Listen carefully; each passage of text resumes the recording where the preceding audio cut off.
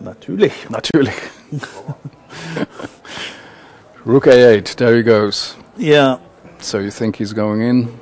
Yeah. Okay, check immediately. Wesley knows what he was planning to do.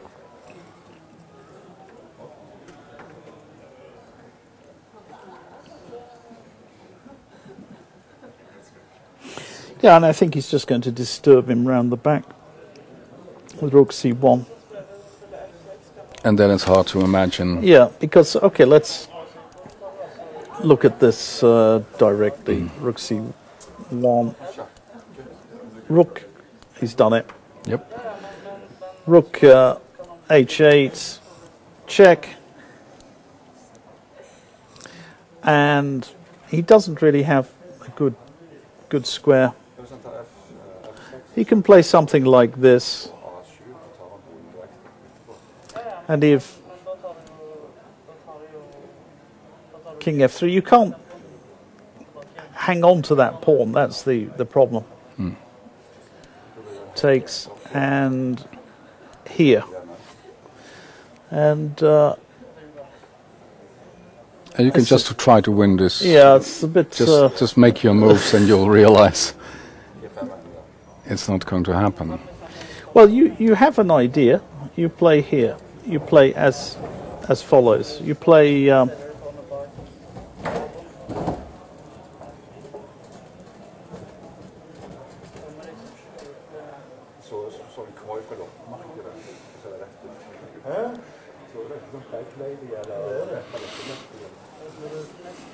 yeah, it just isn't going to happen. No. Basically. Well, this is an interesting question. I mean, now that we're wondering if Magnus is in some sort of a crisis. It's a question from... Oh, that's a good question from who it is. It says Tesfaye Gebre Meskel Asfa. Sounds like it may not be a name. And the question is with regard to Kasparov, the comparison Kasparov-Carlsen. He thinks that Magnus is losing ground as Gary Kasparov lost far fewer games than Magnus. So no, well, what do you mean? Gary Kasparov lost far fewer games than Magnus? He counts a total game, well, probably in his database. Magnus 2,500 games and he loses 264. And Kasparov, he finds 2,360 games, of which he lost 108. Yeah, well, what it means is you probably have far more of Magnus's early games yes. on the database, and that's all it is. And I don't think those statistics mean anything at all. And there must be many blitz games there as well. There are probably blitz games. There are probably all sorts of things. There could be simul games and God knows what else. Yeah. I think at this point in time, if you're looking at, who is the greatest ever, it doesn't really make any sense to talk about Magnus Carlsen because he's sort of just into his career. Who knows where he's going to go? This just may be a slightly disappointing tournament, and he will go on, as he says, to be world champion for the next 15 years. Yeah. But hasn't he already topped the world rankings longer than Bobby Fischer did? Who? Kasparov? Magnus. Top the... How long was Fischer? Yeah, I don't know. Well, these are all academic issues. Yeah, and you're it's comparing apples with oranges and pears. Which I love to do. It's great fun to compare oranges and apples. Yeah. But I think, I mean, my money is still on Gary Kasparov for the moment.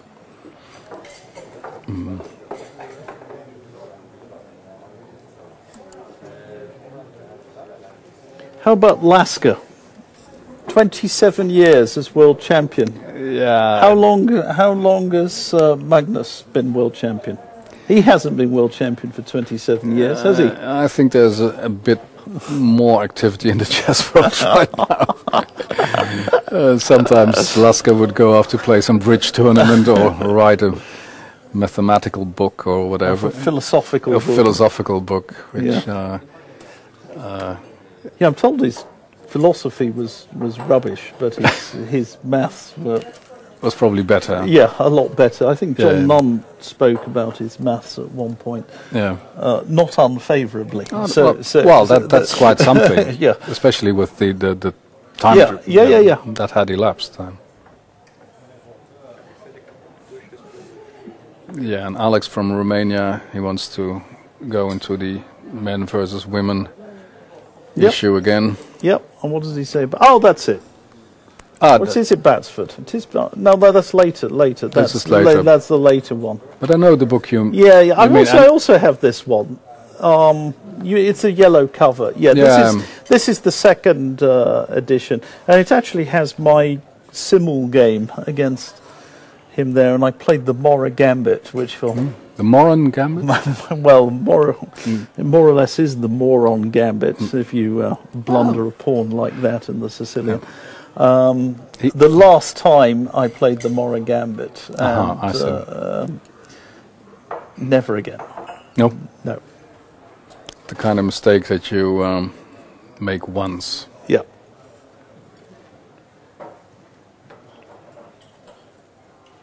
So we have a check there. I have this book down. Sorry, we don't have this up on the screen yet. Anatoly Karpov's games as world champion, 1975 to 1977.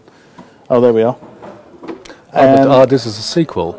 Yeah, that's the sequel. This is the second part. That's the second part, and I have this one down at my country house because I have my duplicates there. So I have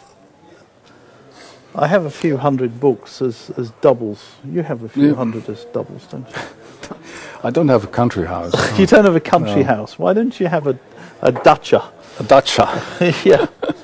So when I go down to the village, I read books like that, and I actually get my board and pieces out and play over, because I'd just like to touch the pieces. Yeah. With your duplicates. Yeah. Yep, why not? So I learned something. He started playing the English opening around that time. Did you know that? He started playing very well around that time. Yeah, he was good. Good player. Good player. He's definitely many people don't underestimate him, but I think he's.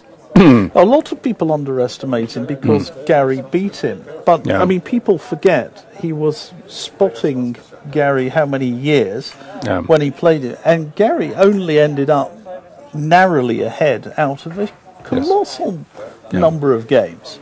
That's true. So he was really something special. Yes, I think Anatoly Karpov is one of the greatest champions. He must be in the top 5. Yeah. That's behind Lasker. Lasker. He was. Wasn't he was on Fischer's list, wasn't he? Or wasn't on Fischer's list, was it? No, I think. He wasn't on Fischer's list. So Staunton was there and Lasker was not there. Yeah, Staunton was there. Yeah, as I recall. Yeah. He's found an idea. It's not going to work, but it's an idea. So what is the idea that he's... Well, his idea was he wanted to play e6. And then then what? Yeah. And takes in king e5 and... Yeah, well, takes and rook a7. Oh, first, yeah. But doesn't work. Yeah, you can just take on g5 or check and take. Yeah, he's now gone in.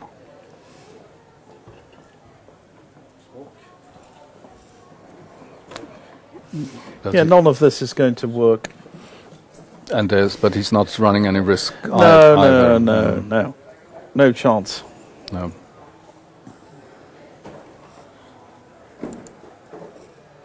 Great.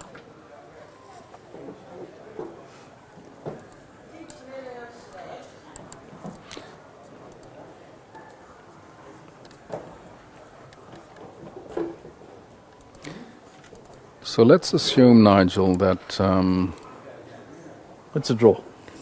that this is a draw. Yeah. And what will that mean? Then that means that Levin Aronian joins Hikaru Nakamura in the lead. Yes. And that opens up a gap, doesn't it? Of a point, does it not? This is 4. Who's going? He's not going there. He's not going. It's a point. Yep. Yeah. So we'll have after this Nakamura and Aronian a point in front of the others. We're a great pile on 50%. Yes. Magnus Carlsen on -1. Maxime Vacher-Legrand on -1. Fishy Anand. He goes to -1. So there's somebody else on -1. Is that right? Or No, Fishy Anand. Oh, yeah. No, he goes to 2.5. Yeah, he goes to -1. Yeah, he joins them. Yeah, of course. So we've got 3 players on -1, and who else is on -1? Who no lost one, today? No one. Caruana. He's also. Caruana. Yep, he's also. Caruana lost. Yep. So we'll have 4 players on -1,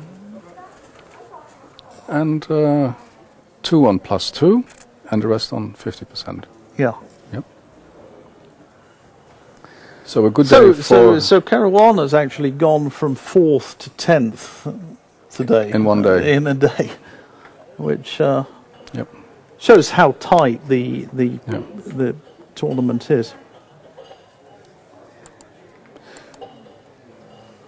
Okay, so we're seeing a plan executed. He's taken on G5. Well,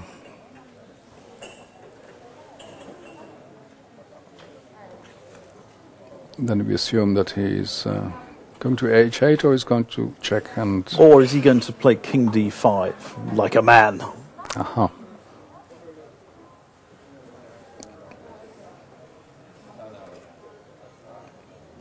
And then you want to mate him, or? Well, I think he's got Rook H5 anyway, but that could be the sort of practical, tricky try. You know, you play King D5. Yeah, okay, I play E4. I'm going to swindle you here. Okay, very good. No, he's not going to. He's checking. Okay, this is going to be. Yeah, I don't know what they're doing. They might repeat. They're making a draw. Or are they just collecting moves? No, because he can't repeat now. No. Unless he wants E6, but it's just dead. Yep.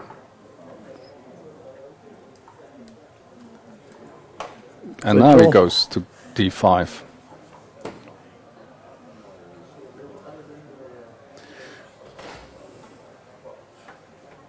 And he goes to H5. King F8. Now it's time for E4.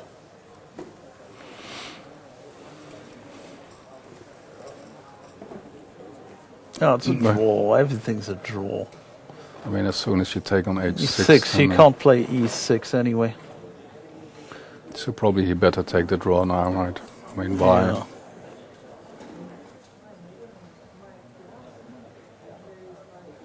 Yeah. Yeah, that looks like Double-us. Anish Giri is taking the draw. The arbiter is walking over to their board.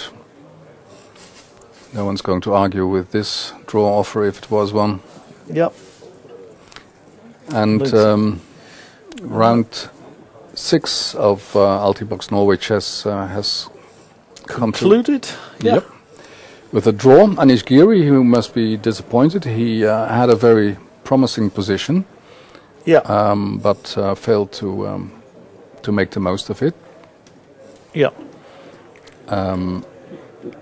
Tomorrow is a free day, in case you're wondering. Yeah.